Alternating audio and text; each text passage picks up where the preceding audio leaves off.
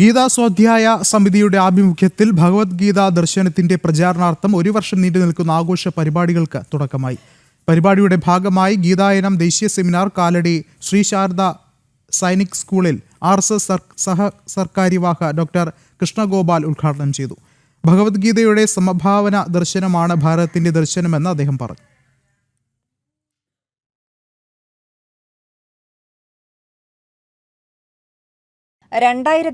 P. പരമേശ്വർജിയുടെ നേതൃത്വത്തിൽ തിരുവനന്തപുരത്ത് നടന്ന അന്തർദേശീയ ഗീതാ സെമിനാറിന്റെ രജത ജയന്തി ആഘോഷങ്ങൾക്കാണ് ശ്രീശങ്കരന്റെ ജന്മഭൂമിയായ കാലടിയിൽ തുടക്കമായത്. ആഘോഷ പരിപാടികളുടെ തുടക്കം കുറിച്ച് ഗീതായനം ദേശീയ സെമിനാർ രാഷ്ട്രീയ സ്വയം സേവക സംഘം സഹസർക്കാരിവാഹ് ഡോക്ടർ കൃഷ്ണഗോപാൽ ഉദ്ഘാടനം ചെയ്തു.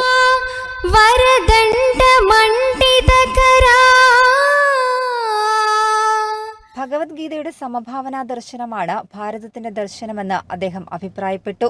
ലോകരാഷ്ട്രങ്ങൾ ഭൗതിക വളർച്ചയെ മാത്രം ആസ്പദമാക്കി മുന്നേറുമ്പോൾ ലോകമെങ്ങും അശാന്തിയാണ് വളരുന്നതെന്നും അദ്ദേഹം പറഞ്ഞു.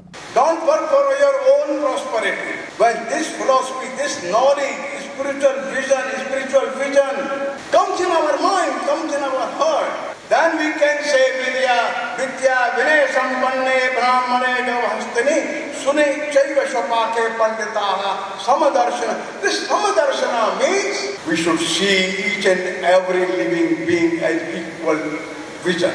കേരള സാങ്കേതിക സർവകലാശാല vice chancellor doctor K Sivaprasad അധ്യക്ഷത വഹിച്ച ചടങ്ങിൽ ഭാരതീയ വിചാര കേന്ദ്രം ഡയറക്ടർ R. സഞ്ജയൻ മുഖ്യപ്രഭാഷണം നടത്തി.